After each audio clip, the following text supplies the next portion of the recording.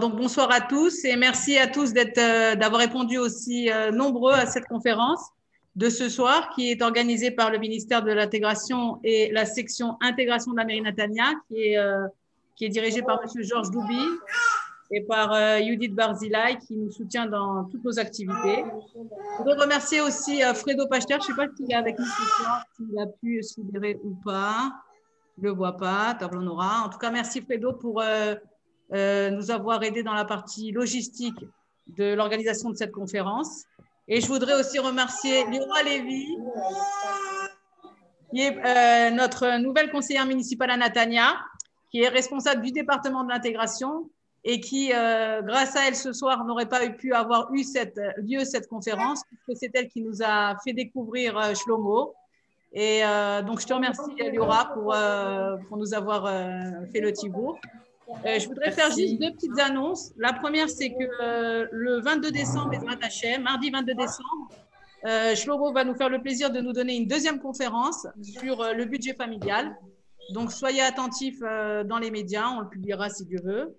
Et une troisième conférence qui, elle, aura lieu le dimanche 27 décembre par Corinne Assous, qui est conseillère fiscale, qui va nous parler du droit des salariés et des entrepreneurs et tout ce qui est marketing, khalat et chômage.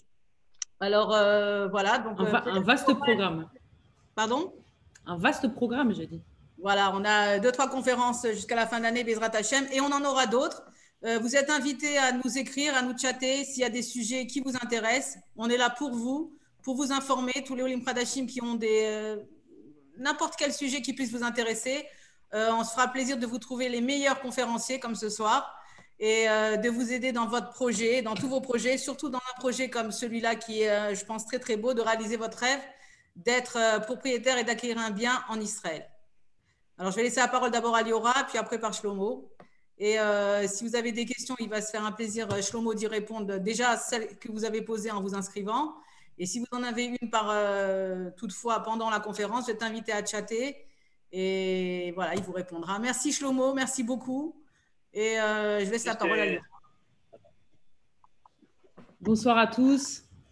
Alors, c'est vrai que ce format-là de Zoom, c'est un peu spécial, un peu nouveau pour tout le monde, mais je crois qu'il va falloir qu'on s'y habitue tous. Pour certains, on est déjà habitués et je pense que voilà, ceux qui ont la caméra, c'est vrai que c'est sympathique de vous voir tous. Alors, pour ceux qui me connaissent ou ne me connaissent pas, je suis Léora Lévy, je suis conseillère municipale depuis 2 ans au sein de la mairie de Netanya.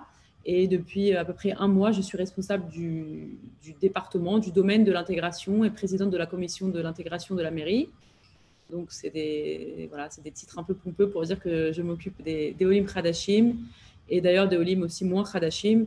On sait que les Olim, ce n'est pas après 2 ou 3 ans qu'on oublie d'où on vient. Moi-même, j'ai fait ma Lia il y a 19 ans et même si je suis parfaitement intégrée, etc., on sait qu'il y a toujours des sujets pour lesquels parfois c'est plus facile dans notre langue, on va dire, d'origine. Et c'est très important pour moi ce soir, d'abord, cette conférence, parce que pour moi, c'est un petit peu comme on dit en hébreu, une sgirat magal, c'est-à-dire fermer une boucle. Je voudrais vraiment dire merci à Shlomo. Je vais quand même le dire que moi, je l'appelle Frédéric, puisque c'est son prénom, on va dire, français, et sa femme, Sarah. Quand j'ai fait ma Lia il y a 19 ans, alors après, j'ai fait 1 an d'abord de Mechina à Jérusalem, et ensuite, je suis arrivée au Technion, à Haïfa, une université qui est très, très prenante, des études qui sont très, très difficiles. Et je crois que je n'aurais pas réussi ces études pendant 4 ans qui demande beaucoup de travail et beaucoup d'heures de travail si on n'avait pas eu, je dis on parce qu'on était un groupe, on va dire, d'étudiants Olim Khadashim qui étaient seuls en Israël de à peu près 19-20 ans dans ces eaux-là. Je crois qu'on n'aurait pas réussi tous à traverser cette épreuve si on n'avait pas eu auprès de nous des familles comme la famille de Shlomo et de Sarah. Et il y en avait d'autres aussi qui font partie de la communauté du Rav Zini au Technion, juste à côté du Technion à Haïfa, qui nous accueillaient très très souvent le Shabbat, à 2, 3, 4, 5, 6, parfois presque 10 étudiants, alors qu'eux-mêmes étaient des jeunes couples qui démarraient dans la vie avec des jeunes enfants. On les regardait un petit peu admiratifs puisqu'ils avaient déjà fini leurs études. Donc pour nous, ça nous paraissait vraiment une montagne à traverser. Ils étaient déjà dans le monde de la vie active. Et c'est vrai que cette aide-là a été une aide extrêmement significative vraiment dans nos études, dans le fait que ça nous a permis de passer ces études de manière un peu plus, on va dire, agréable, d'abord de retrouver une ambiance familiale et d'avoir des gens sur qui on savait qu'on pouvait compter, qui étaient déjà passés par les mêmes épreuves que nous et qui finalement s'en étaient sortis quand même plutôt pas mal, que ce soit au niveau professionnel, familial, etc. Et je pense qu'aujourd'hui, en tout cas pour moi, c'est important aussi je pense que c'est comme une chaîne qui se répète, c'est-à-dire qu'il y a des années, j'ai reçu de l'aide de certains Olim plus anciens que moi, et aujourd'hui, j'aime pouvoir donner cette aide donc à vous, qui êtes, je pense en tout cas tous Olim plus, on va dire, plus jeunes que moi en Israël. Et pour moi, c'est très, très important. Donc voilà, je voulais dire merci à Shlomo.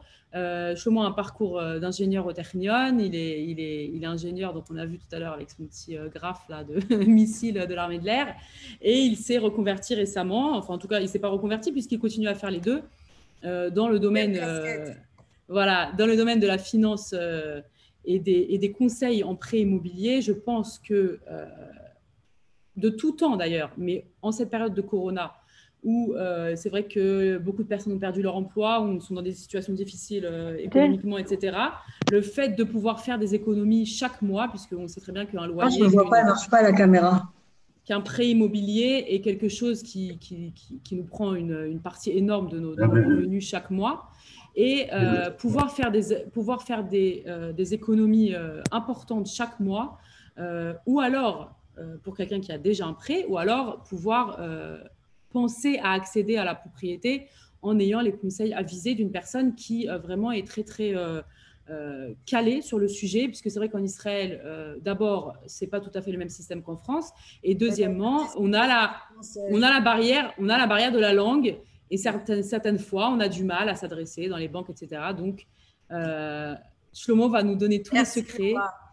Et tous les secrets pour réussir ça. Je voudrais dire merci à Yael, qui est toujours très, très présente. Ça fait à peu près un mois que je suis rentrée dans ce département et elle est une vraie boule d'énergie, une pile électrique vraiment toujours présente. Je suppose que beaucoup la connaissent et ont affaire à elle pour toutes sortes de choses.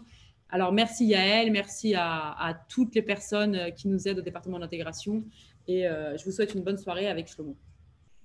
Merci Liora. Shlomo, tu t'en vas pas maintenant quand même. Non. Shlomo, c'est à toi là. C'est à toi. C'est pas le moment de partir. Voilà. Voilà. Alors je vous mets tous en sourdine là, comme ça, on est sûr de pas avoir de. Vous m'entendez tous, ouais, faites un petit signe avec la tête. Voilà, c'est bon. Ok, super. Alors avant de commencer, j'aimerais remercier, comme il est d'usage de faire, de remercier Liora, qui est vraiment réussi à synchroniser toute cette opération. Il y a elle et Fredo, ainsi que Yehudit, qui m'ont vraiment permis d'avancer très rapidement. Et comme Liora l'a dit, c'était quand on pense à une mairie, alors on pense à la bureaucratie, quelque chose de très très lent, des rouages qui ne veulent jamais bouger. Là, ça s'est fait vraiment comme une opération militaire, vraiment pour la cavode. Et un petit remerciement spécial aussi et à ma mère qui est branchée ce soir. Voilà, maman. Voilà. Elle est en France, donc elle est venue pour me soutenir, pour voir que je ne dise pas de bêtises, voir si je suis bien coiffé, si je présente bien. J'espère que ça, je suis à la hauteur. Donc voilà, donc je vais commencer à partager l'écran. On va commencer. J'ai prévu de parler sur la mashkanta, c'est un sujet qui est très très long avec beaucoup de détails. Ça peut être très technique, très ennuyant. Donc on va baser le côté technique. On va parler des fondements de la mashkanta, des différentes possibilités, ce qu'on peut faire avec une mashkanta, des erreurs à ne pas faire, des erreurs essentielles à connaître avant de prendre une mashkanta. Et s'il y a des questions, j'essaierai de répondre. Tout ça dans une heure, ça va être une mission impossible, puisque je viens du domaine militaire, alors j'ai l'habitude de ce jargon-là. On va essayer de faire le maximum. On peut toujours me contacter en aparté. Autre chose, quand les gens sont inscrits par le fichier que Fredo a envoyé, j'ai fait une liste de gens sur mail à qui j'ai envoyé un manuel en français. Alors, je ne sais pas si vous les avez reçus, j'ai envoyé plusieurs fois. Ceux qui ne l'ont pas reçu me contactent, je leur envoie, il n'y a aucun problème. Ainsi que la présentation de ce soir, je peux l'envoyer en format en PDF, comme ça, ceux qui la veulent, ils peuvent la garder, l'encadrer dans leur champ s'ils veulent, il n'y a aucun problème. Donc, ça sera à disposition de tout le monde gratuitement, il n'y a pas de problème. Donc, voilà, on va commencer. Donc, voilà, je partage justement la présentation et on y va.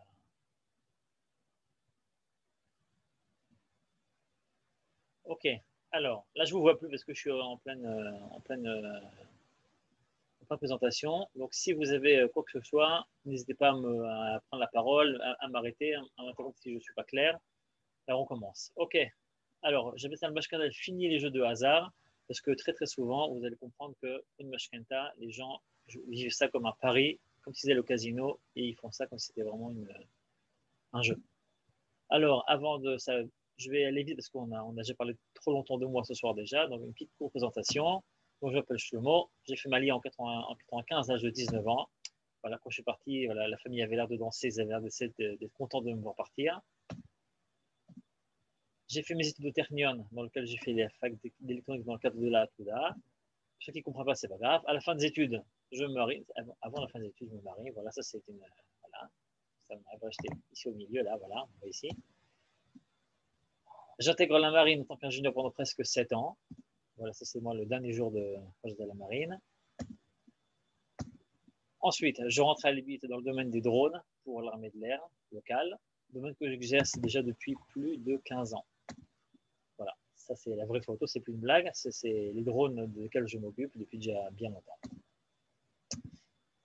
Ok, il y a 2 ans, j'ai suivi un programme financier qui m'a un peu réveillé sur le domaine financier, comment gérer son budget, quoi faire avec son argent, ne pas juste survivre. Et ça m'a donné beaucoup l'envie d'investir dans ce domaine et d'y investir pour faire partager toutes mes compréhensions aux autres. Donc j'ai entamé 2 formations dans ce domaine-là, une qui est précisée sur la gestion du budget familial, comment une famille doit gérer son argent, ses priorités, et ainsi de suite. Et aussi, j'ai pris une formation de conseil en prêt immobilier, tout ça en parallèle à mon travail.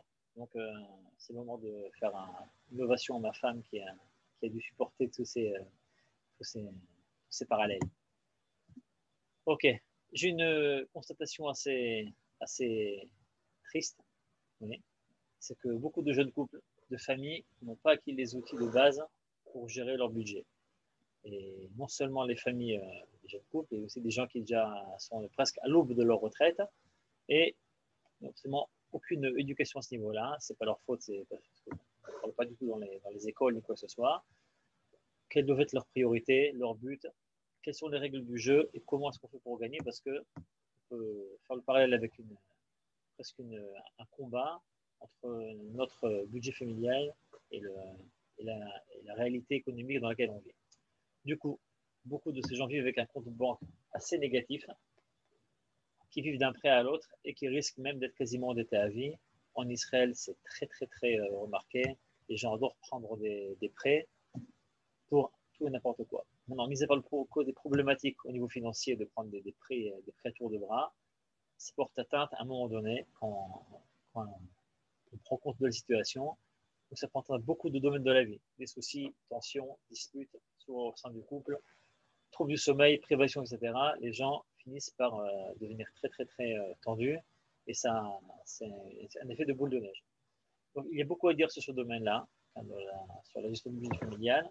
Mais ce soir, on va discuter du domaine du prêt immobilier, ce qu'on appelle la mashkenta. Donc, je vais arrêter de dire prêt immobilier, je parle que de mashkenta parce que c'est trop long. S'il y a des intéressés, on fixera une autre rencontre sur le sujet-là. Enfin, c'est même le but, le sujet de la prochaine conférence qu'on fera dans un petit peu moins d'un mois. Mais en attendant, ceux qui veulent me contacter là-dessus, ils peuvent en privé, il n'y a aucun problème. Alors, on va faire un petit ça va mettre les termes à niveau. Alors, la mashkata, c'est quoi? Alors, j'imagine que, comme moi, en tant que juif dans la diaspora, on a tous un rêve, acheter ou bâtir sa propre maison en Eretz Israël. On a tous des histoires d'enfance ou des anecdotes sur des parents, grands-parents et grands-parents qui rêvaient ne serait-ce que d'avoir un petit peu de terre d'Eretz Israël, même de tout quitter pour pouvoir y monter. Et j'imagine que, comme moi, c'est ce rêve-là qui vous a conduit jusqu'ici. Pour ceux qui sont déjà ici, ceux qui ne le sont pas encore, continuez à garder le rêve et ne le perdez surtout pas. Ok.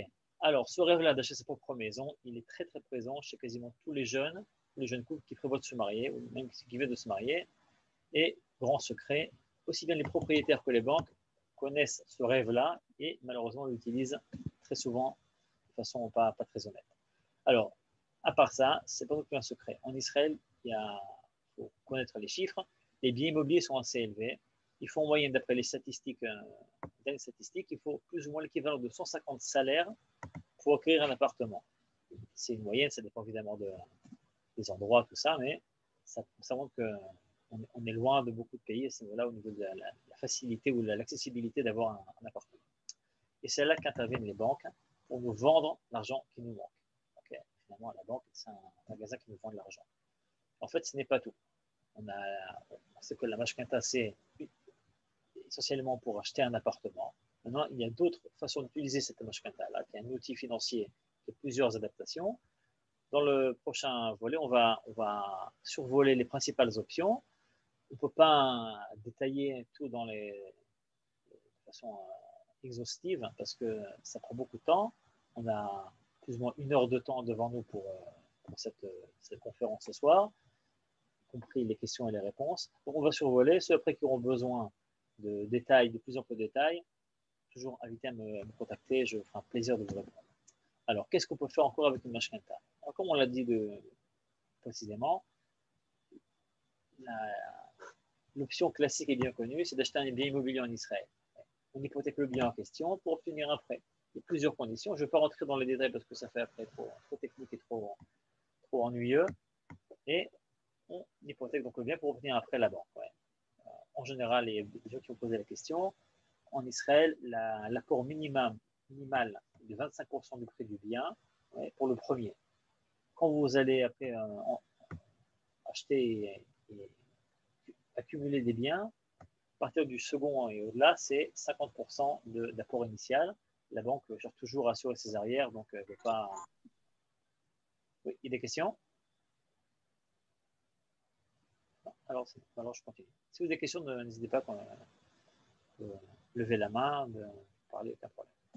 Ok, autre option. Ceux qui voudraient faire des travaux, des rénovations ou agrandissements. Oui. Vous avez déjà un bien en votre possession. Les rénovations ou agrandissements, c'est quelque chose d'assez cher. Donc, il est possible d'obtenir un prêt sous forme d'une mashkenta, vu que ça rajoute de la valeur au bien immobilier. Donc, les banques adorent ce qui a de la valeur.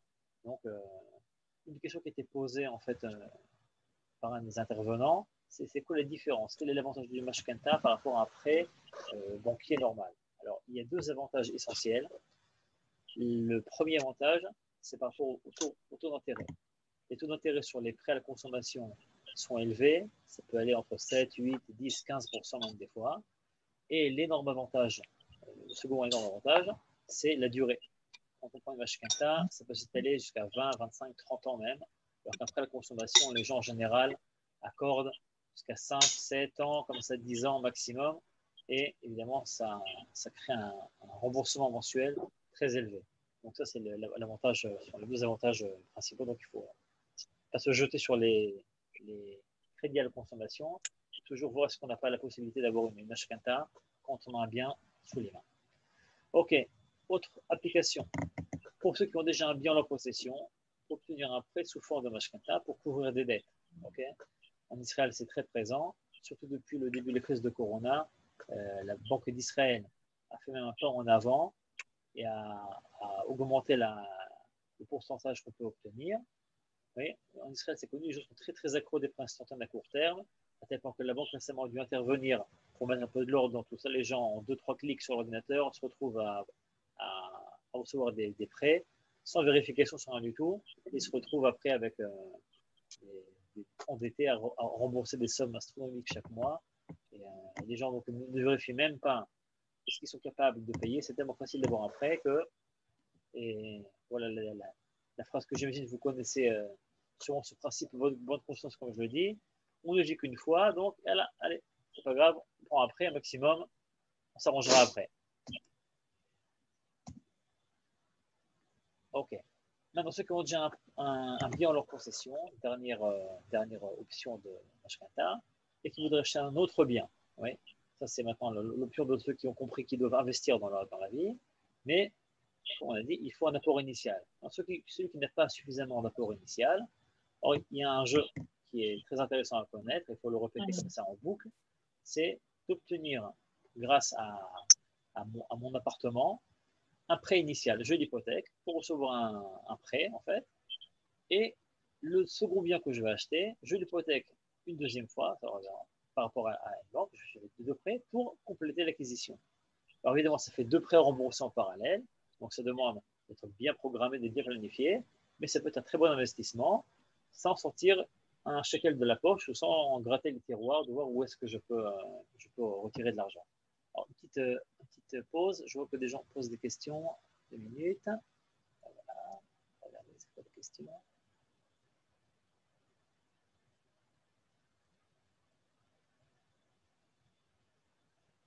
Alors, j'essaie de ne pas trop répondre aux questions qui sont trop détaillées. Mais si vous avez des questions générales, ça peut concerner tout le monde. Des questions très détaillées, ça risquerait de nous prendre du temps sur la soirée. Alors, on va voir. Qu'est-ce qu'on a demandé? La Mashkata peut couvrir à la fois l'achat de l'appartement et les travaux de rénovation. Oui, ça peut. Oui. On peut absolument, quand on va acheter un appartement, prendre en compte qu'on va faire des travaux. Ça, il faut faire ça avec un air bien programmé au niveau des dates, du timing, parce que on doit de l'argent aux propriétaires, de l'argent pour ceux qui font les travaux. Donc, ça, faut savoir orchestrer ça comme il faut. Autre question, pour le nouveau all-in, mieux vaut acheter le bien le plus cher d'abord et se servir de l'équipe pour financer éventuellement d'autres biens secondaires, n'est-ce pas? Alors, c'est des questions d'investissement qui sont très au cas par cas. Je vais peut-être dire maintenant, on en parlera un peu plus tard, il n'y a pas dans ce domaine-là deux investissements qui se ressemblent. Il n'y a pas deux familles qui se ressemblent. Chaque famille, c'est un monde à part. Donc, chaque famille, il n'y a pas de formule générale qui est toujours vraie. Il faut éviter de chercher même à comparer ce que les autres ont eu, quel prix ils ont eu, tout ça. Il faut comprendre que c'est quelque chose de très personnel. Ok. Est-ce que sans expérience, on peut se débrouiller sans UX? Ok, alors super question. Est-ce qu'on peut se débrouiller sans UX? Oui, il n'y a aucun problème, c'est pour sans UX. Maintenant, il faut comprendre que, on en parlera un petit peu après, on va parler du monde des banques. Qu'est-ce que c'est la banque et comment est-ce qu'on doit gérer comprendre ce que sont les banques. Et vous comprendrez si vous arriverez à vous débrouiller tout seul ou pas. Maintenant, il existe plein de forums en Israël de gens qui échangent des informations, mais moi, de mon expérience, ça reste toujours très général. Et quand une famille cherche à faire sa propre mashkanta, avec son propre budget, ses propres aspirations, ses propres contraintes, il n'y a pas deux cas pareils. Donc, les gens aiment bien comparer, mais en fait, on compare des torchons avec des serviettes et ça fait une grosse shakshuka à la fin. Moi, j'adore le shakshuka personnellement, mais dans ce cas-là, c'est de m'éviter de mélanger. Donc, on va reprendre le cours de la présentation. Donc, c'était pour dire que c'est quelque chose il faut... Oui. Une question? Vous m'entendez? Oui. Oui, j'avais une question. Je ne vous avais pas vu, c'est pas grave. Quand on est au Khadash et qu'on a des revenus uniquement français, est-ce qu'il est possible d'obtenir un prêt en Israël ou et si oui, est-ce qu'il y a des conditions? Oui, on peut avoir un prêt quand on reçoit un salaire en euros, peu importe même n'importe quelle Devise? devise, oui, il n'y a aucun Ouais. problème. Bon, chaque banque demande après ses garanties. Il faut assurer qu'il y a une certaine quote minimale de travail. Est-ce que vous allez continuer à avoir ce salaire-là en arrivant en Israël? Donc, il y a ceux qui habitent en France et qui restent en France. C'est peut-être plus simple parce que au niveau de la situation, la stabilité de la situation, elle est déjà bien définie. Ceux qui font leur alia, il y a toujours une période d'adaptation. La banque, en général, demande 3 mois de fiches de paye en arrière, aussi bien que du compte en banque. Moi, je vous entends pas du tout, quoi. Allô? Je vous entends pas du tout. Ah ouais, ça. Maman. On n'entend rien. Il y en a qui ne m'entendent pas. À mon avis, c'est un problème chez vous spécial, parce que, en tout cas, je pense que tout le monde entend. Ah, pardon, excusez-moi. Ah, mais il n'y a aucun problème. Mais Ah. moi, vous m'avez entendu, donc vous Je vous entendez pas entends de juste très très Shlomo. loin et je ne savais même pas qu'on m'entendait. Je suis désolée. Ah, mais il n'y a aucun problème. Alors, C'est je pense convivial ce que peut-être Ce soir, c'était convivial. vérifier vos écouteurs ou votre branchement. Non, il y a un problème apparemment avec l'application, je ne sais pas. Excusez-moi en tout cas. Je vais vérifier. Non, il n'y a pas de. Il n'y a aucun problème. C'est les aléas du direct. Il n'y a pas à s'excuser, il n'y a aucun problème. Ok, donc pour ta question, David, en Israël, ceux qui viennent en Israël, on demande déjà 3 mois en arrière de voir comment est-ce que la personne gère leur salaire, leur compte en banque. Mis à part ça, ils regardent c'est quoi la stabilité. C'est comme mon ancienneté dans mon travail. Quand je suis en transition, il faut savoir présenter les choses, le dossier de façon sur le meilleur angle. Oui. Donc, je dirais pour cela que quelqu'un qui vient avec un UX qui le suit, il saura présenter exactement sous le meilleur angle le dossier. Mais c'est possible. Et de ce que j'ai compris, ce que m'a dit Fredo, parce que hier j'ai fait un Zoom avec lui, il m'a dit qu'en banque, qu'en Israël, les banques, lors d'un crédit immobilier, ils font appel systématiquement à un courtier, c'est ça? Donc ce que vous appelez le UX, le conseiller? Non, dans chaque banque, il y a quelqu'un de préposé à la mashkanta. Il l'appelle courtier, mais en fait, on verra ça plus tard dans la présentation, c'est un employé de la banque. Il est employé de la banque affilié à la mashkanta. Ouais. Il y en a qui sont affiliés au secteur, différents secteurs dans la banque, et le secteur mashkanta, et c'est le. Mais bon, on retient ta question, tu vois que dans quelques instants, on y touchera quelques mots sur ce qui est du monde de la banque. Ok, merci. Okay, merci. Il n'y a aucun problème. Super. Et moi, j'ai une légère petite question. Est-ce qu'on connaît le taux d'endettement après opération par rapport aux revenus? Ok, alors, en général, oui, ce sont des directives de la banque. C'est jamais forcément appliqué à la lettre parce que la banque peut décider ce qu'elle veut. Oui, mais la banque donne le cadre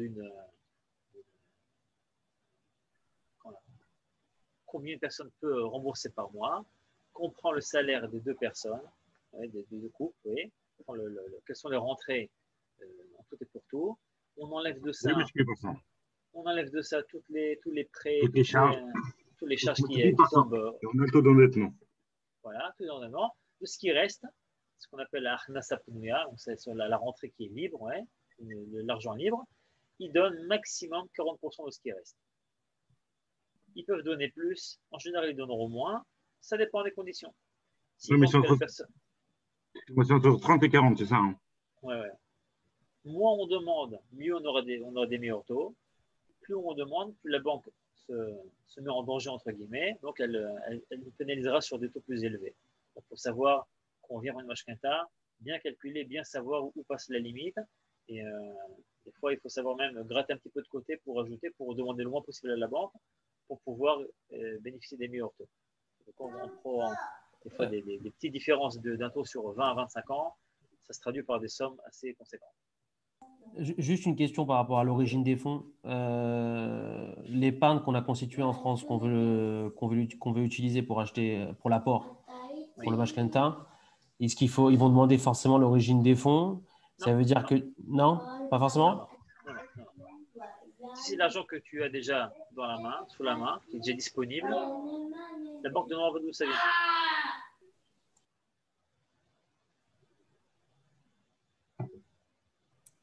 Je pense qu'il faudrait fermer tous les micros et laisser la parole à Shlomo. Si vous voulez bien tous fermer les micros.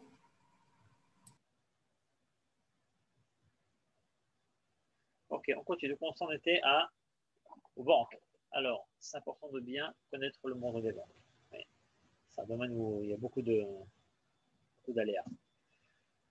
Ok, la banque. J'ai mis un titre un petit peu provocateur comme ça, mais est-ce que ami ou ennemi? Alors, il faut comprendre que dans cette relation entre la banque et nous, chaque partie doit y gagner quelque chose. Ouais. On ne doit pas non plus sombrer dans le côté extrême, de voir la banque comme étant qui veut nous sucer notre sang.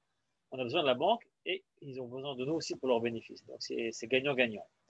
Mais il n'en reste pas moins que notre but, c'est quand même d'avoir le mieux après possible. On n'est pas là donc pour faire du recède aux banques. Ils en ont suffisamment. Donc, c'est important qu'on vienne prendre une mashkanta, de comprendre comment est-ce que les banques opèrent. Quel est leur modèle économique? Pas débarquer dans une banque sans savoir comment est-ce qu'une banque réfléchit, où est-ce qu'elle en est. Quelles sont les directives de la Banque d'Israël que les banques doivent appliquer à la lettre? Oui. Il y a des lois que la Banque d'Israël gère, régule. Et souvent, des banques utilisent, ou par manque de savoir, ou en espérant que ça passe entre les mailles du filet, de faire abstraction de ces directives-là.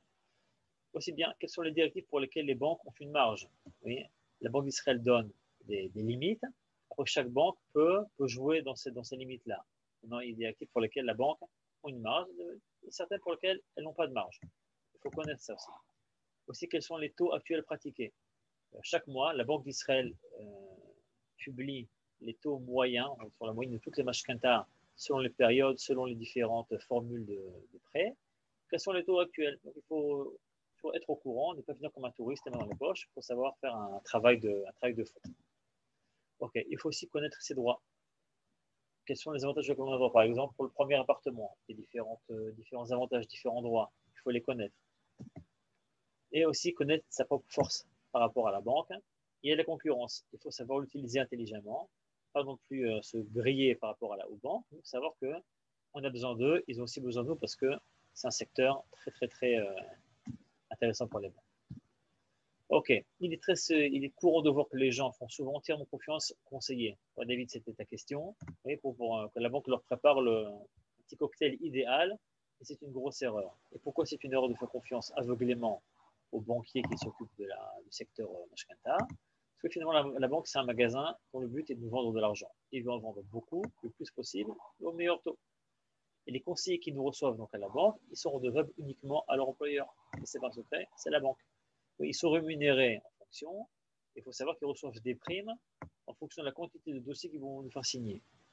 Donc, la mashkata, comme on l'a dit tout à l'heure, c'est un secteur qui représente une partie très importante des bénéfices des banques. Donc, c'est grâce à nous et surtout à nos dépens. Donc, on comprend tout ça parce que la motivation des banquiers est très grande de nous faire signer des dossiers rapidement et d'y gagner le plus possible. Ok, et c'est là qu'on arrive à un point qui est assez critique et c'est souvent les questions qui reviennent assez souvent. Comment définir ce qu'est un bon prêt ou un prêt idéal? Alors, j'espère que je ne vais pas vous décevoir, mais en fait, il n'y a pas de définition absolue, il n'y a pas une formule générale de ce qu'est un bon prêt. Ouais. Chaque famille, c'est une entité unique avec ses propres besoins, ses envies, ses buts, ses possibilités, oui, ses contraintes. Donc, chaque famille doit définir le prêt qui va lui être adapté comme une sur-mesure. Oui. C'est pour ça qu'il est nécessaire de faire un travail très précis avant d'aller à la banque, de préparer son propre cocktail, entre guillemets, et de le présenter aux différentes banques pour négocier. Ça, c'est un point qui est très important. Oui. Si vous ne préparez pas avant ça votre propre formule, quel est le programme mashkenta qui vous est parfait à vos yeux, et si vous faites pour ça, la banque vous donnera une formule classique qui est la plus bénéficiaire pour elle. Donc, c'est sûrement pas ce qui vous sera le plus adapté à vous. Et si vous ne venez pas prêt avec un papier, avec une liste, avec votre travail déjà prêt à l'avance, alors chaque banque vous donnera une proposition différente. Dans ce cas-là, vous serez incapable de comparer les offres l'une à l'autre. Et au moment de devoir décider, en général, les gens décident de façon complètement erronée. Il faut venir avec un plan, un programme. Et si le président aux banques, il leur demande voilà, c'est ce que je demande, qu'est-ce que vous me donnez? Voilà, il faut être très.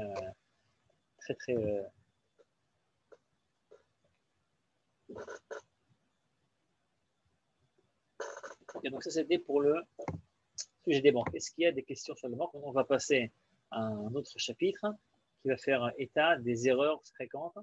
Et mieux vous en connaîtrez, et plus vous serez gagnant dans l'histoire. Donc, je me fais une petite pause. Vous avez des questions?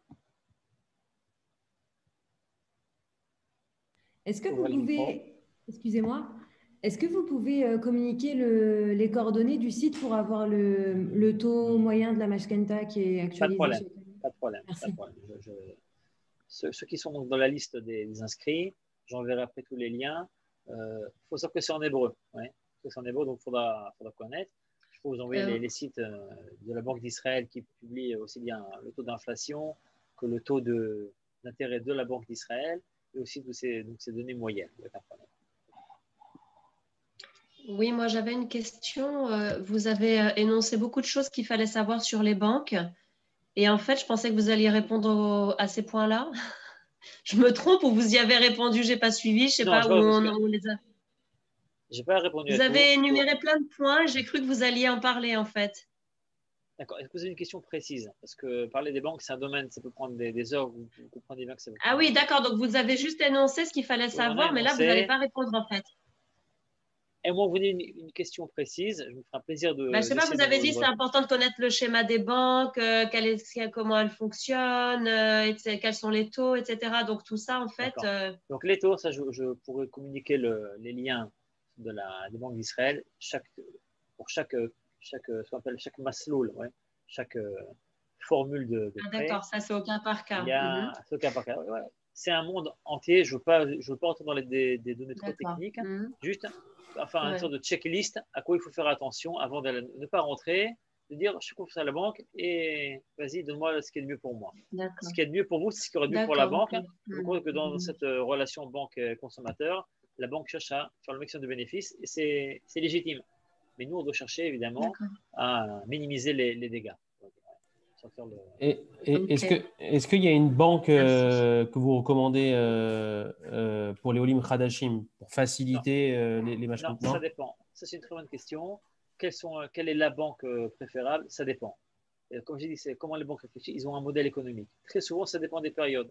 Et des banques qui ont suffisamment, qui veulent investir énormément dans le secteur mashkenta, qui des fois l'ont abandonné et veulent s'investir là-dedans. Donc, ils vont essayer d'être le plus avantageux possible et plus compétitif. Ça dépend des périodes. À chaque dossier, on voit au moment même quelle est la banque qui est, et je dirais même plus que ça, c'est pas juste une banque, c'est même le bureau de la banque. Parce que chaque bureau se gère à une autogestion. Oui. Il a ses propres buts, ses propres objectifs et combien est-ce qu'il doit gagner dans l'année. Donc, il se peut que, si je prends la banque Leumi par exemple, le bureau de Netanya aura déjà atteint ses buts, donc il ne fera absolument aucun effort pour vous donner des meilleurs taux. Mais le bureau de Leumi à Hadera, par exemple, il a absolument besoin de faire signer des dossiers, donc il se mettra à genoux pour que les gens viennent signer chez eux. Donc, c'est là la force d'un conseiller, c'est les relations avec les banquiers. J'ai présenté ça un peu de façon un peu provocatrice, comme ça que banque ami ou ennemi, mais un Yoetz, il est, on va dire, un médiateur entre celui qui vient qui va demander à contracter un prêt et le banquier lui-même.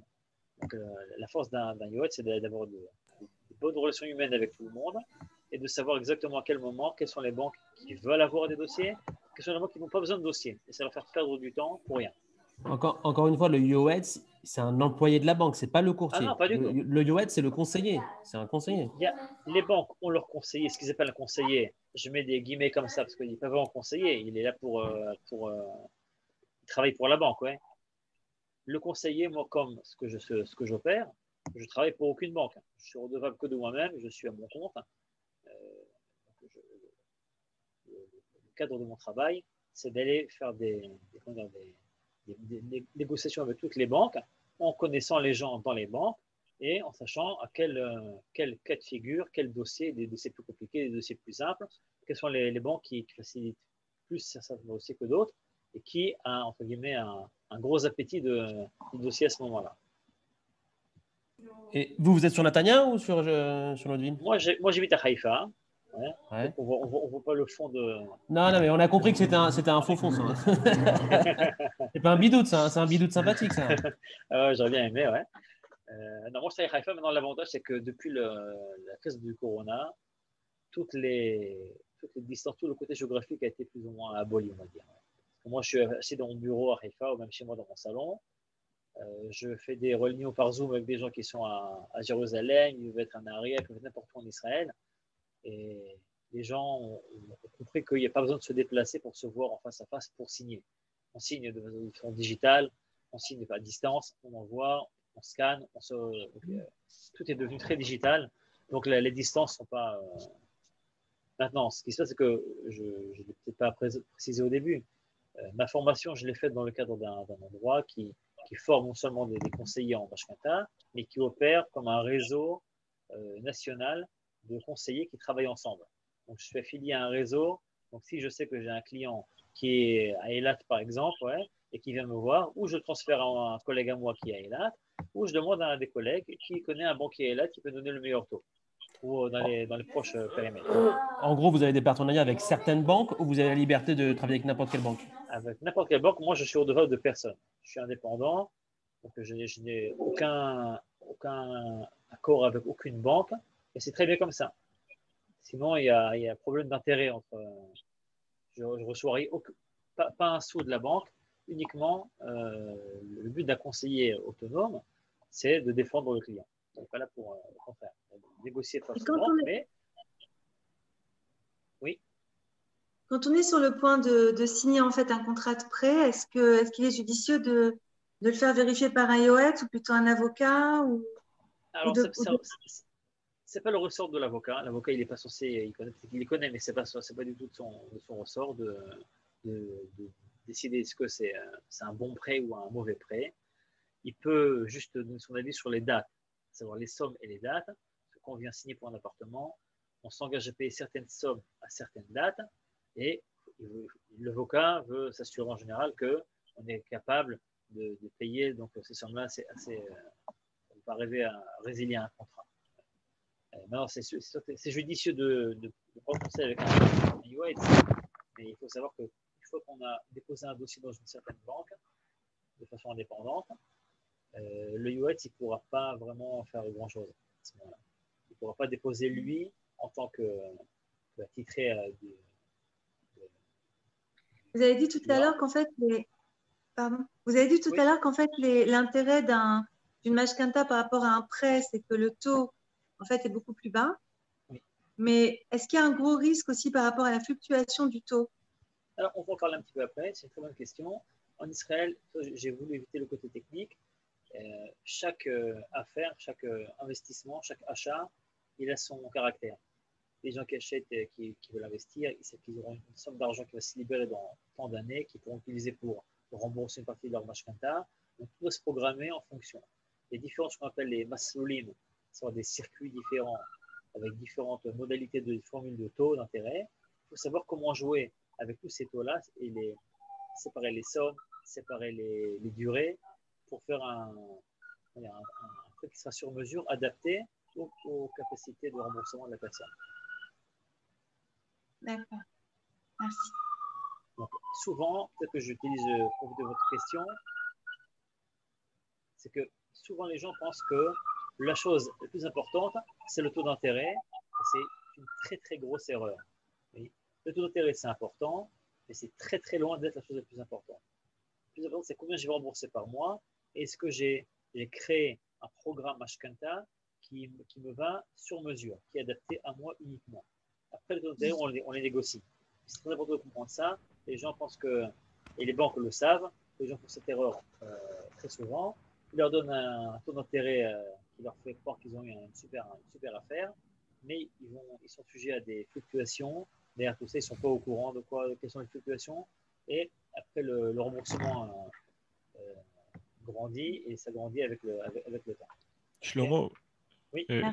Concernant les remboursements mensuels, pour quelqu'un qui est en dehors d'Israël, ça veut dire quelqu'un qui est en France et qui travaille en France, comment on fait pour rembourser par mois vu que le salaire arrive en France?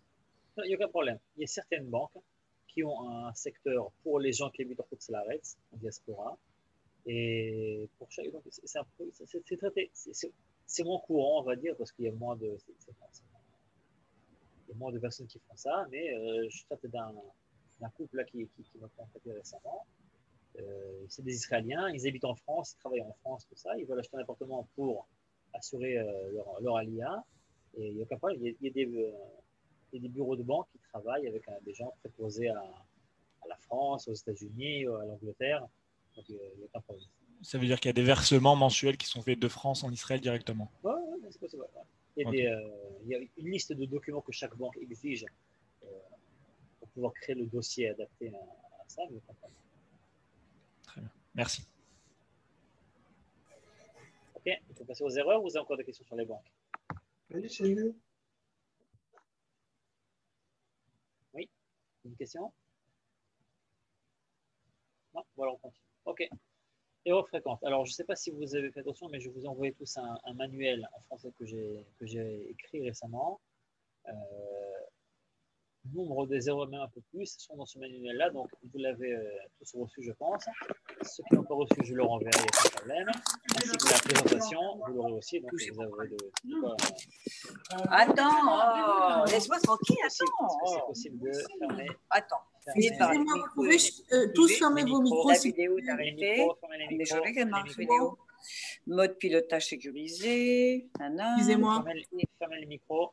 Toucher pour parler. Fermez les micros. Alors. Si vous êtes l'administrateur, Shlomo, vous pouvez mettre en sourdine tout le monde. Il faut fermer les micros. Là. Alors, le micro, pourquoi ça ne marche pas là? Alors, le micro est activé. Voilà. Ok, c'est bon. Tout le monde est en sourdine. Ok, donc on peut continuer. Quelles sont les erreurs fréquentes? Ok, alors, comme j'essaie de le préciser, il faut comprendre une chose. Le mashkenta, ça se prépare. C'est sans doute la plus grande dépense de la vie d'une famille qui s'étale en général sur 27 ans en général, c'est d'après les dernières statistiques de la Banque d'Israël. Donc, c'est pas comme acheter un paquet de lait ou des bambas à la macolette. Donc, on doit se préparer comme il faut. Que personne ne prend de risque de se soigner tout seul en lisant 2 ou 3 pages sur Internet et de se lancer sur un truc qui risque de le mettre en danger. Il y a une très longue liste d'erreurs qu'il faut connaître afin de savoir les éviter. Ce sont vraiment des pièges et des mines à éviter. Et donc, dans les prochains diapos, là, on va parler en passant en revue les erreurs les plus fréquentes. On ne va pas rentrer dans tous les détails de tout parce que ça prendrait beaucoup trop de temps. Mais dans le manuel, il y a un peu plus de détails. Ok, alors, première erreur. Se jeter à l'eau sans planifier à l'avance. Ok. Alors, avant de se lancer dans un processus de mashkenta, il y a un certain nombre de points qu'il faut absolument prendre en compte. Alors, acheter un appartement doit s'inscrire, j'essaie de le dire un peu plus haut, dans le cadre d'un plan à long terme. Ça va regrouper la prochaine conférence qu'on va faire dans un mois sur la gestion du budget familial. À part acheter un appartement, quels sont vos autres objectifs? Quelles seront vos grosses dépenses dans les prochaines 10 à 20 prochaines années? C'est des mariages, des bar mitzvah, vacances, voitures, travaux, etc. En un mot, ne pas venir surpris et se retrouver à contracter des prêts à gauche et à droite parce que, bar mitzvah, dans un mois, je ne l'ai pas vu venir.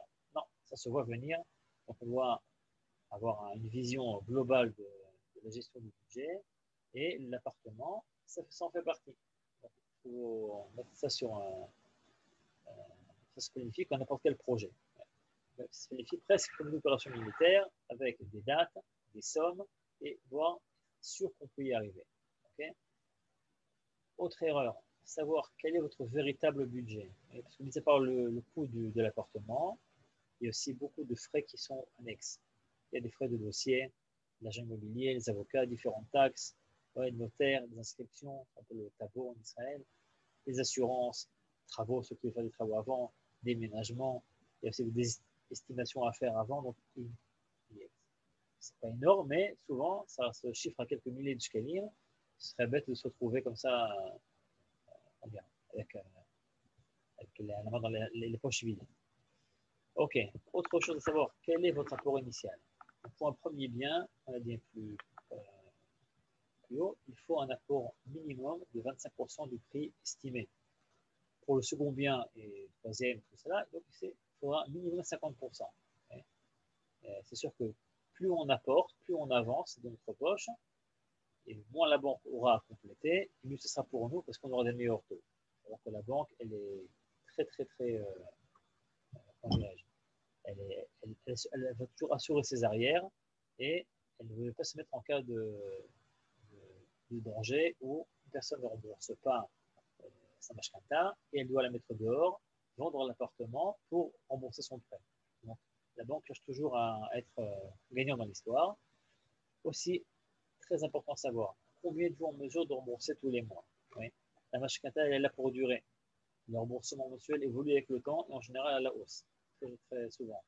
C'était par différentes questions qu'il y a eu ce soir. La mashkata, des fois, elle est souvent sujette à des taux qui sont à des fluctuations. Donc, en général, ça va à la hausse. C'est une donnée qui est très critique à savoir combien je peux rembourser tous les mois. Ça demande une très très grande attention, sinon c'est sûr qu'on a des mauvaises surprises. Et j'ai beaucoup de cas de gens qui au début remboursaient une certaine somme, après 5-10 ans, la somme a été pas multipliée, mais rajoute sans même faire attention 200, 300, 500, 600 shekels par mois. Souvent ça fait même plus que ça. Donc comprendre quelle est ma limite, oui, et comment je peux rembourser tous les mois. Ok, deuxième erreur. Signer un contrat sans avoir le feu vert de la banque. Okay. Alors en Israël, je ne sais pas comment ça se passe en France exactement, mais le premier pas, c'est de demander à la banque ce qu'on appelle un Ishur Ekroni, un accord de principe. Cet accord signifie que la banque vous accorde potentiellement, et là c'est important, votre prêt sur base des documents fournis. Ça ne garantit rien, mais c'est un bon début. Ouais. Au moins, ça nous donne, est-ce qu'on a la possibilité d'avoir le prêt qu'on exige, la somme qu'on veut. Après, on peut négocier les conditions, mais c'est un premier pas. Sans cela, très important, ne signez surtout pas de contrat, même si vous êtes sûr que vous allez, risquer de rater l'occasion du siècle. Ne jamais signer un contrat tant qu'on n'a pas déjà entre les mains, c'est l'accord de principe. Oui, parce qu'on signe un contrat, bon, j'espère que l'avocat fera son travail comme il faudra, il saura vous aviser. On s'engage à payer certaines sommes, certaines dates. Si vous n'êtes pas sûr de pouvoir recevoir votre prêt, à la somme que vous voulez, à la date que vous voulez, arriver à résilier un contrat, ça fait toujours très mal parce que c'est-à-dire perdre de l'argent, payer 10% du prix en général du bien et rester sans rien. Donc, venir avec ce papier-là, avec au moins une certaine confiance. Ok, troisième erreur, ne pas connaître certains pièges potentiels. Il y en a beaucoup, je vais nommer, disons, les principaux. Avant que je continue, est-ce qu'il y a des questions peut-être sur ce que j'ai dit jusqu'à présent? Je ne sais pas clair, des choses que vous aimeriez préciser? Non? Ah, je peux dans le chat en disant ok. Ok, une question alors. Est-il des frais pour faire l'étude de notre dossier, déterminer quel devrait être notre budget d'achat? Est-il un âge limite pour accéder à une hypothèque? Alors, pour ce qui est de première question, est-ce qu'il y a des frais pour faire l'étude d'un dossier? Oui, c'est une expertise comme tout le monde, oui. Pas n'importe quel expert, donc ça. Et est-ce qu'il y a un âge limite pour accéder à une hypothèque? Pas vraiment. Il y a différentes formules pour avoir en Israël même des gens qui sont, on va dire, à la retraite, des gens âgés, d'une mashkenta que les enfants, les héritiers paieront. Donc, il y a beaucoup de formules qui existent, même peu importe l'âge qu'on a. Il y a toujours moyen d'avoir accès à une mashkenta. Évidemment, ça demande beaucoup de sécurité, de garantie, mais c'est possible. Ok, on me fait signe qu'il ne reste que 5 minutes, donc j'essaie d'aller un peu plus vite. Ok, donc, cette affiche potentielle. Ok, donc, très important, vérifiez bien le statut juridique du bien immobilier. Quelle est sa vraie superficie, telle qu'elle est décrite dans les différents documents. En général, c'est ou l'agent immobilier ou l'avocat qui doit s'assurer qu'il n'y a pas d'embrouille dans le suivi immobilier. C'est souvent oublié, puis après les gens, quand ils viennent pour pouvoir estimer le bien, l'agent qui vient estimer découvre des fois des choses un peu illégales et ça lui fait tomber à l'eau l'opération et c'est très très dommage. Donc, bien vérifier, prendre le temps, ne pas aller trop vite.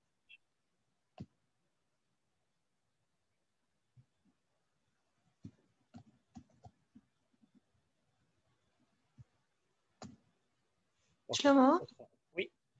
Vous m'entendez? Oui, très bien. Oui. Okay. Je voulais savoir, c'est possible de communiquer votre numéro, s'il vous plaît, parce que je dois quitter la réunion. Pas de problème. Tout ce qui est inscrit, je communiquerai, aucun problème. D'accord, merci beaucoup. Aucun problème. Bonne soirée. Merci. Ok, autre chose à bien connaître. Vérifiez bien auprès de votre assureur combien vous coûterait l'assurance vie pour la somme désirée. Il faut une assurance vie pour chacun des signataires. En général, on signe en couple. Chacun des signataires doit contracter une assurance vie. Souvent, en fonction de l'âge, de la santé, tout ça, l'assurance peut être très onéreuse et ça influence le remboursement mensuel. Donc, il faut bien faire son travail avant, vérifier le maximum de données avant de se lancer là-dedans. Vérifier aussi quelles sont les estimations de la banque quant au changement du coût d'intérêt de la Banque d'Israël, l'indice du coût de la vie, ce qu'on appelle le MADAD, le coût de la vie. Toutes ces données-là vont changer avec certitude au fil des années. Donc, c'est important de savoir quand on va à la banque et demander, OK, quelle est votre prévision quand vous m'avez fait cette mashkanta, ce dossier-là, quand vous m'avez proposé votre proposition, quelles sont vos estimations? Comment ça va évoluer au cours des années? Parce qu'ils font des calculs, ils font en fait des simulations, comment la mashkanta va évoluer au fil des années. Très souvent, peut-être très souvent, mais ça, il arrive que les banques prennent comme base que tout restera fixe, rien ne changera, et ça donne une image très très erronée de la mashkanta, comment est-ce qu'elle va évoluer, combien elle va nous coûter au fil des années. Donc, demandez à son banquier, qu'est-ce qu'il a pris comme... ça, je vous garantis que le jour où vous ferez ça, le banquier vous regardera avec des yeux de mer en frit. Personne ne pose ces questions-là en général. Ok, autre erreur, faire le jeu à la dernière minute. Ok. Non seulement c'est pas facile d'avoir une mashkanta au niveau de ce que ça demande, mais ça prend du temps. Vous dans les cas les plus simples et les plus classiques, ça prend entre 3 semaines et 1 mois et demi. Pas parce que les gens n'aiment pas travailler, mais parce que souvent il y a des fêtes, des vacances, des périodes de crise comme maintenant, et les banques travaillent à un autre rythme. Ils n'ont pas toujours la disponibilité qu'on souhaite, donc il ne faut pas se dire du jour au lendemain. Ça m'arrive que les gens appellent, ils ont été bloqués, soucis, ils disent voilà, il faut pour la semaine prochaine. En général, les gens, désolé, mais il vous faut un miracle pour avoir une mashkata dans ce cas de figure-là. Donc, n'oubliez pas qu'on signe un contrat, comme on l'a dit précédemment, on s'engage à respecter le versement de certaines sommes à certaines dates. Sinon, il y a des pénalités, ou d'annuler un contrat. Donc, ne pas se réveiller à la dernière minute, ça prend du temps. Autre erreur, faire les choses de façon bâclée. Alors ça aussi, c'est des choses que ceux qui font la mashkata seuls, pas par un yoetz, tombent souvent dans ces erreurs-là. Parce que finalement, les banquiers qui s'occupent des dossiers de la mashkata, c'est aussi des êtres humains. Donc, ils veulent faire leur travail de façon ordonnée. Et un dossier doit être parfait, complet, tout ce qui est exigé, clair et lisible. Ouais. Un dossier qui sera bien complet, ça va très rapidement, ça évitera les allers-retours. Autrement, tout le monde va y perdre. Ouais. S'il manque une pièce, il faut faire encore des allers-retours. C'est perdre du journée de travail, c'est perdre du temps, c'est s'énerver. Et ça prend quelques allers-retours. Et le pire, c'est que le banquier perd son temps et il perd sa motivation. Ouais. Parce que le banquier, finalement, il a une marge de taux qu'il peut nous donner. S'il veut qu'on ait un client casse-pied, alors il ne fera pas en 4 points. Ok, autre erreur, signer sans comprendre. Ouais. Il faut comprendre qu'il y a beaucoup de paramètres qui entrent en jeu dans la mashkata qui change régulièrement. Et vous devez absolument être à la page pour ne pas vous faire avoir. Il y a aussi bien les taux d'intérêt, quels sont les taux qui sont pratiqués aujourd'hui en fonction des différentes périodes et des différentes formules, l'index du coût de la vie, quelle est sa valeur aujourd'hui, comment est-ce qu'il va évoluer, c'est quoi le prévision économique. Toutes ces données-là sont disponibles au public. Il faut savoir les vérifier avant de signer ou au moins savoir se renseigner auprès de spécialistes.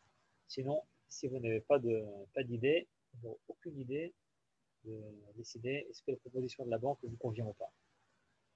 Autre erreur, signer et oublier sa mashkanta. Souvent, les gens peuvent avoir signé, c'est tellement traumatisant la mashkanta qu'ils préfèrent la signer et la laisser, elle est dormie pendant 30 ans. Les gens ne vérifient pas toujours si c'est possible de renégocier les conditions. En général, les gens signent, ils disent voilà, je ne veux plus en entendre parler et rappelez-moi dans 30 ans. C'est une erreur parce que les taux d'intérêt changent.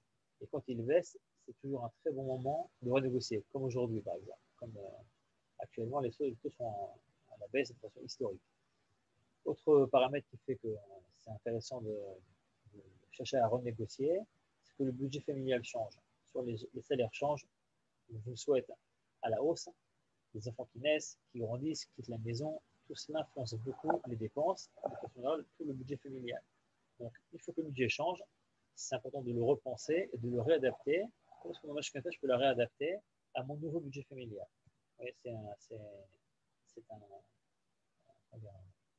élément qui est très très conséquent dans le budget familial. Il faut toujours voir comment est-ce que je fais un puzzle qui est bien cohérent.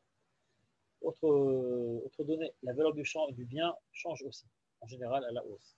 Et le rapport entre la valeur du bien et le prêt reste, pour l'instant, change en votre faveur. Donc, quand mon bien immobilier a pris en valeur, alors je peux renégocier en position de force. Je peux avoir des meilleurs taux. Autre erreur, oui, c'est une erreur, c'est un conseil, oui, une fois tous les ans, tous les 2 ans, c'est très recommandé de faire une vérification. Mais ça vous permettra plusieurs choses, de vérifier régulièrement, d'abord de pouvoir baisser les taux d'intérêt. Les gens qui ont, mettons, un remboursement qui les étouffe un petit peu, alors juste renégocier les taux d'intérêt. Ça peut permettre aussi de raccourcir la période. Et voilà, je veux garder le même remboursement, mais je veux raccourcir, parce que les taux ont baissé, je ne peux pas de raccourcir. Ça peut me permettre aussi, si j'ai une somme d'argent qui s'est libérée, de rembourser une partie de la mashkenta. Oui. Ou je peux même, si mettons, j'ai beaucoup de salaire à augmenter, je peux rembourser plus et avoir des meilleurs taux, raccourcir la période de la mashkenta. Donc il y a beaucoup d'options possibles. Il y a toute une liste de bonnes raisons pour ne pas fermer les yeux sur sa mashkenta. L'expérience qu'on a cumulée ces dernières années montre que les familles réussissent à économiser plusieurs dizaines de milliers de shkelim quand ils renégocient. Des fois, ça se solde en 80, 100, 150 000 shekels d'économie à la longue. Donc, imaginez ce que vous pouvez faire avec ça. Ce serait dommage de cet argent-là ir directement dans les poches et dans les bénéfices de la banque. Ok. Voilà. Donc, on arrive plus ou moins à la fin de la présentation de cette conférence. J'aimerais au moins qu'on fasse le tour de ce dont on a parlé ce soir. Oui, de quoi on a parlé. J'espère que ce moment vous a apporté de précieuses informations. Tous ceux qui sont inscrits ont reçu un document que j'ai écrit. Ceux qui ne l'ont pas eu, alors me contactez et je vous l'enverrai, aucun problème. Donc, j'aimerais juste faire un petit résumé de ce qu'on a parlé ce soir. Qu'est-ce qu'une mashkenta? Quelles sont les différentes utilisations? Pas juste acheter un bien, ce qu'on va faire avec. Quelles sont les erreurs communes à éviter lorsqu'on prend une mashkenta? Chaque erreur coûte énormément d'argent. Et pourquoi il est indispensable de renégocier la mashkenta tout au long de cette période qui est un peu interminable? Et quels sont les principaux facteurs qui influencent la rentabilité d'une telle renégociation? Maintenant, on peut passer aux questions-réponses. Et après, je vous remercie de votre attention. Vous avez tenu le coup pendant 1 heure. Voilà, on peut passer aux questions. Vous allez envoyer le support de présentation ou pas? Oui, bien sûr. Ah, super. Super. Vous avez fini pile, hein, quand Macron il commence à parler là. Est-ce qu'il y a des questions?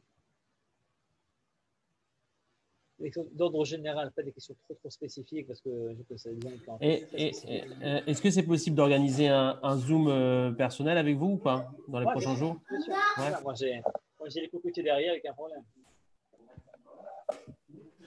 Ok, super, merci. Je vous ai envoyé un mail. Excusez-moi, excusez-moi, vous m'entendez? Très bien. Je suis désolée, mais j'ai consulté mes mails et visiblement, je n'ai pas reçu votre présentation.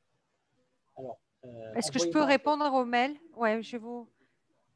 Ouais, je reprends le mail précédent où vous m'aviez envoyé le truc. Et maintenant, je n'avais peut-être pas vu, mais j'avais noté une question dans le défilé des questions écrites.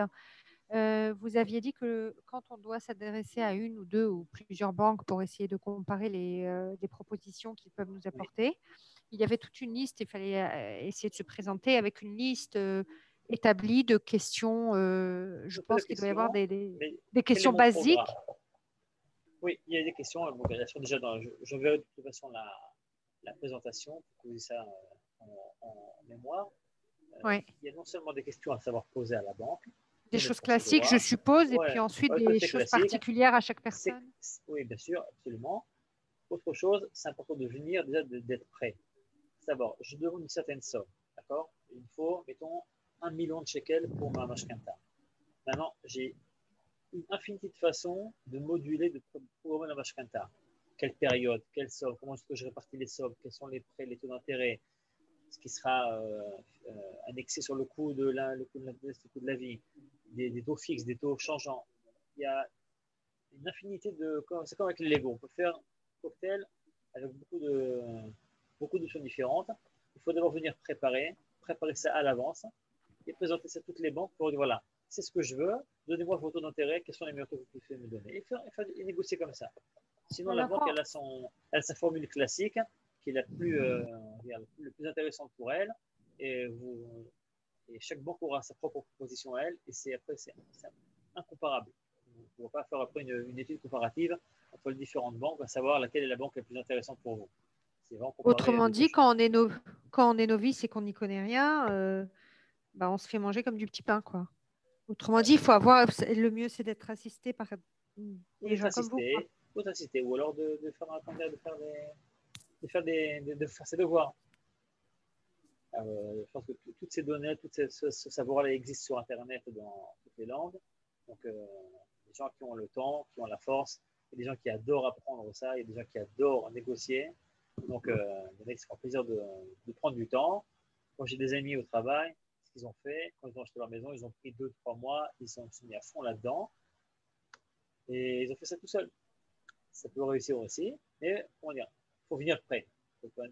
Venir non prêt, c'est la banque qui sera prête. Ok. Une autre question. Quel est le pourcentage que prend le conseiller Mashkenta, enfin, pas le banquier bien sûr, mais des gens en privé comme ça? Ça dépend beaucoup. Est-ce qu'il y a des grilles tarifaires imposées par la Banque d'Israël? Je ne sais pas. Non, pas du tout. Ce n'est pas régulé à ce niveau-là. Bon, d'un côté, il y a beaucoup de concurrence, donc les gens ont intérêt à être aussi bien performants que compétitifs. Oui. Et ça dépend en fait du profil du dossier. Des fois, c'est un dossier qui est très compliqué au niveau juridique. Donc, ça demandera un prix plus élevé, parce qu'il y a beaucoup plus de procédures à faire. Des fois, c'est une mashkenta qui est simple. Des fois, c'est juste renégocier. Des fois, c'est des formulaires tout banal à remplir. Ça peut être aussi bien un prix fixe, ça peut être aussi un pourcentage sur l'économie qu'on va faire en renégociant une mashkenta pour le cas où c'est une mashkenta qui est renégociée. Souvent, ça dépend aussi du profil du client. Le client, il y en a qui n'aiment pas les trucs fixes, ils préfèrent faire ça au pourcentage de réussite. Mais comme votre question, il n'y a pas la Banque d'Israël ne fixe pas un prix, un tarif à l'avance pour les courtiers. Et grosso modo, en moyenne, quel serait le pourcentage? On va essayer de se baser sur, je sais pas, le prix de la mashkanta, par exemple, ou le prix d'achat du bien, je ne sais pas. C'est sûr que ça dépend en moyenne. Prix. En général, pour un dossier, on va même. Non, si la mashkanta, c'est d'acheter une cabane ou une caravane, alors la somme sera moins élevée. Donc, ça sera revu à la baisse. En général, c'est un prix fixe pour différents types de dossiers. Si c'est un appartement, un premier appartement qu'on achète, en général, ça peut ça peut valoir entre 5 et 7 000 shekels avant la TVA. Si c'est aussi pour couvrir des dettes, c'est un peu différent, parce que ça demande d'autres procédures. Si c'est une mashkanta pour un investissement, c'est un peu différent. Si c'est une mashkanta où on peut aussi rajouter des travaux, agrandir la mashkanta, couvrir des dettes et faire des travaux en plus. Il y a des fois toute une possibilité de concocter différentes propositions ensemble, et chaque proposition, en fonction de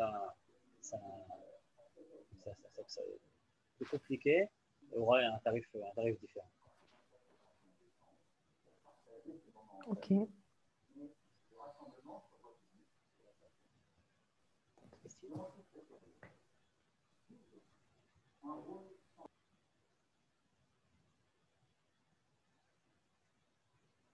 C'est clair? Il y a d'autres questions?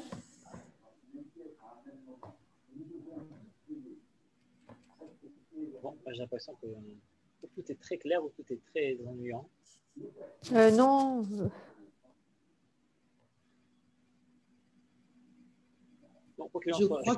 Je pense que ça amène à plein de questions. C'est très clair, ça amène plein de questions et ça fait beaucoup réfléchir. Voilà. En tout cas, merci. Très clair et très clair. Alors, si vous avez beaucoup d'autres questions et que vous pensez que ça peut donner lieu à une deuxième conférence, alors écrivez vos questions et on essaiera de réorganiser une deuxième conférence. On en a déjà une deuxième de prévue sur un autre sujet totalement différent qui est le budget familial. Mais si vous pensez que oui, il y a de quoi faire une deuxième conférence, alors si Dieu veut, on l'organisera. Merci beaucoup.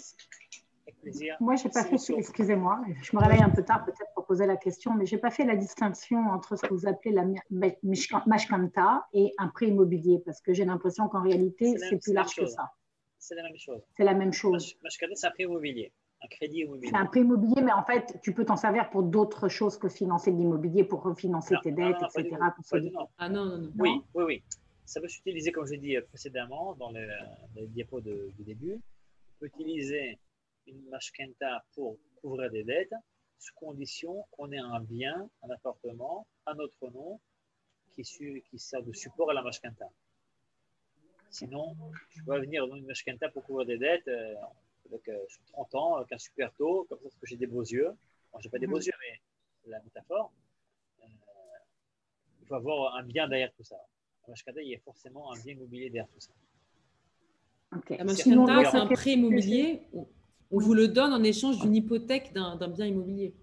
C'est pour ça que le bien doit être expertisé et que sa valeur doit être attestée par un expert. Donc, vous vous êtes présenté brièvement tout à l'heure, en fait, Liora, en tant que conseillère municipale. Yael, je ne suis pas certaine d'avoir compris quel était votre rôle. Et la raison de ma question, c'est pour comprendre, parce qu'apparemment, vous êtes comme une petite équipe, vous travaillez ensemble. J'aimerais comprendre la nature de vos services, en fait. Shlomo, c'est clair que c'est plus au niveau financier, mais si vous avez une expertise différente, comment on peut cibler les questions qu'on peut vous adresser? Ok, alors je vais laisse-moi répondre, s'il te plaît. présenter tout à l'heure, mais on ne m'a pas entendu. Enfin, peut-être que vous avez pris le truc en cours. Je suis coordinatrice de l'Alliation Natania au département intégration de la mairie de Natania.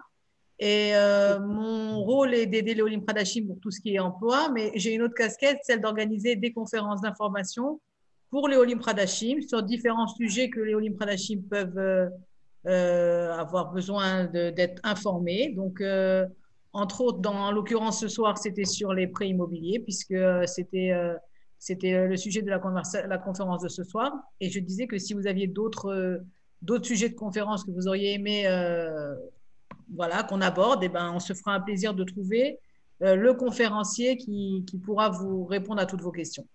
Merci. Donc, en fait, ça élargit l'éventail des sujets. Ce n'est pas nécessairement un forum pour parler que d'immobilier. C'est pour ça que vous invite en l'occurrence. Voilà, on vous invite en l'occurrence mardi 22 décembre, si Dieu veut, avec Shlomo, qui va nous parler du budget familial. Et si cette conférence qu'on a eue aujourd'hui vous a ouvert peut-être la porte à un autre sujet, avec plaisir, on est là pour essayer de vous aider et de vous informer. Donc, vous êtes invités à l'écrire, nous l'écrire, et on fera le reste, si Dieu veut. Merci pour tout ça, beau travail. Merci. Excusez-moi, est-ce que je peux poser encore une question liée à la mashkata? Je vois qu'il y a une question d'un monsieur Bodbol. Il n'a pas encore parlé. Benjamin, vas-y. Bonjour, je pose une question par rapport à certains mécanismes financiers qu'on pourrait faire en fait en Israël. Je veux savoir si par exemple on peut faire plusieurs mashkanta les unes à la suite des autres, ou bien si les banques mettent en fait un certain nombre de restrictions par rapport à cela.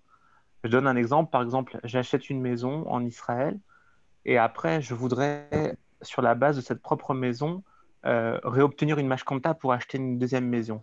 Est-ce que la banque va me faire des difficultés? Est-ce que ça va me coûter un certain nombre de frais supplémentaires? Est-ce que je vais pouvoir être abondé simplement avec moins d'argent? Comment ça fonctionne? J'en ai parlé dans la présentation. C'était une des applications de la mashkanta. C'est peut-être la meilleure application, celle dont on devrait utiliser le plus possible, le faire à l'infini même, tant que c'est possible.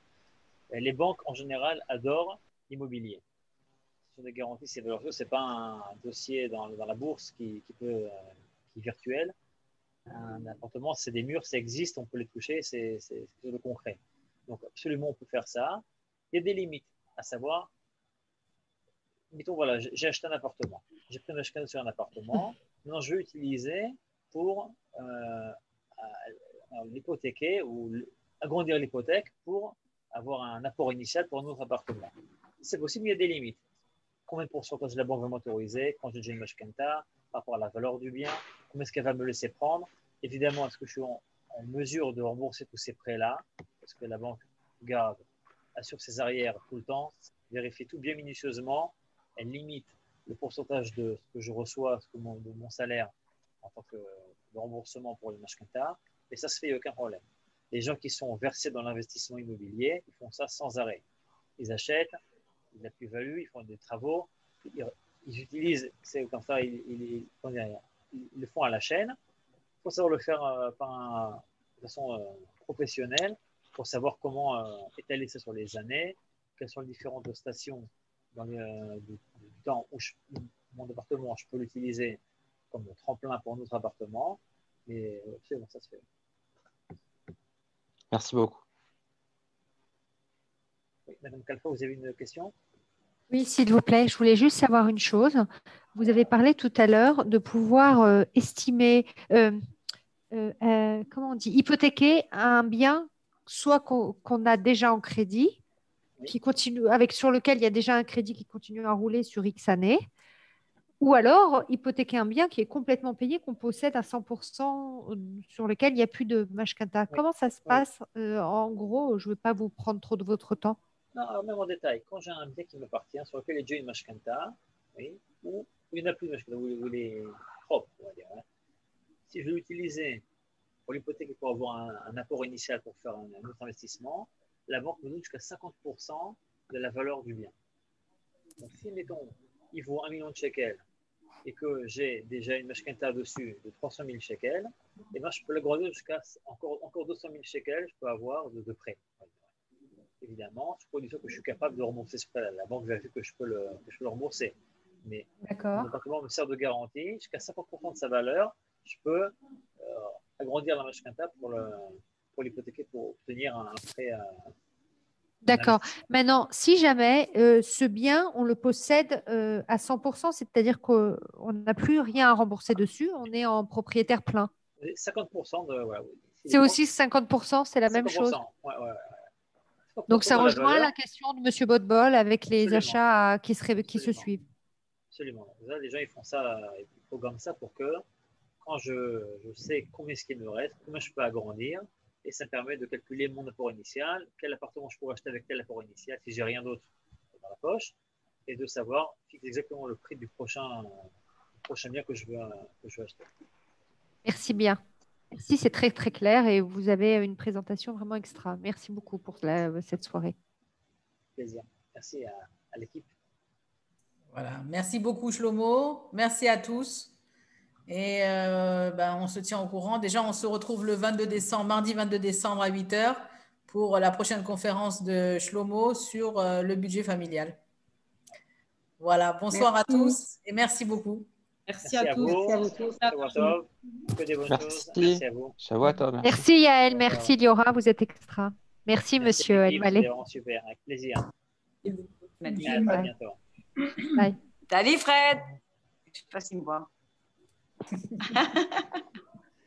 On refait pas une sourire, je sais pas. Si vous voulez, on vous laisse en famille. Hein. Salut Fred.